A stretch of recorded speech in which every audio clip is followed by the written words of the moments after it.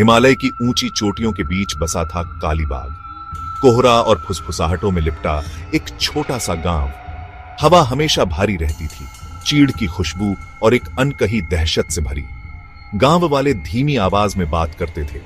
उनकी नजरें इधर उधर घूमती रहती थीं, जैसे कोई अनदेखी आंखें उनकी हरकत पर नजर रख रही हों। उनका मानना था कि उनका गांव श्रापित है। कालीबाग में जिंदगी हमेशा ऐसी नहीं थी।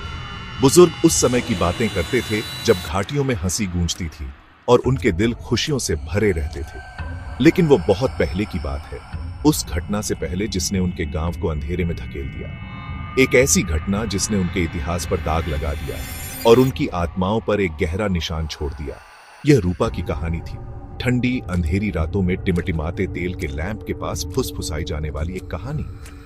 एक ऐसी कहानी जो सबसे बहादुर लोगों की भी रूह कंपा देती थी। यह विश्वासघात, डर और सालों से गूंजते गुस्से की कहानी थी। रूपा अलग थी। उसकी हंसी जोरदार थी, उसकी आत्मा और भी मजबूत। उसने सपने देखने, अपनी अलग दुनिया के कठोर नियमों को चुनौती देने की हिम्मत की। लेकिन अंधविश्वास और डर से बंधे गांव वालों ने उसे एक खतरे के रूप में देखा। उन्होंने उसे डायन कहा, हर मुसीबत के लिए उसे दोषी ठहराया। एक दिन कालीबाग में एक बीमारी फैल गई। सबसे कमजोर बच्चे सबसे पहले इस बीमारी के शिकार हुए। दहशत जंगल की आग की तरह फैल गई, उनकी समझ को खा गई। रूपा ने जड़ी बूटियों और नुस्खों के अपने ज्ञान से मदद करने की कोशिश की, लेकिन डर ने उनके दिलों में जहर घोल दिया था। जादू टोना करने का आरोप लगाकर और महामारी के लिए जिम्मेदार ठहराते हुए रूपा को गांव के किनारे घसीट कर ले जाया गया। तर्क की उसकी दलीलें बहरे कानों पर पड़ी। गांव वाले, जिनकी आंखों में चिता की लपटें नाच रही थीं, उसे जलते हुए देखते रहे। जैसे ही आग ने उसे जलाया, गांव पर एक भयानक सन्नाटा छा गया। रूपा की चीखें थम गईं, लेकिन उसके आखिरी शब्द, एक भयानक श्राप, हवा में गूंज उठे।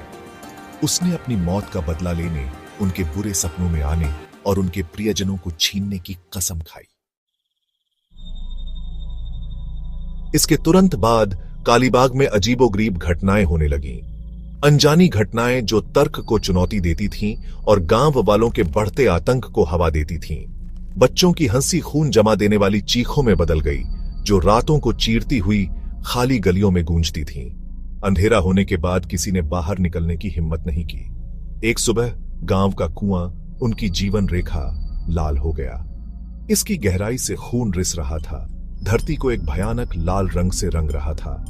गांव में दहशत फैल गई। बुजुर्गों ने, जिनके चेहरे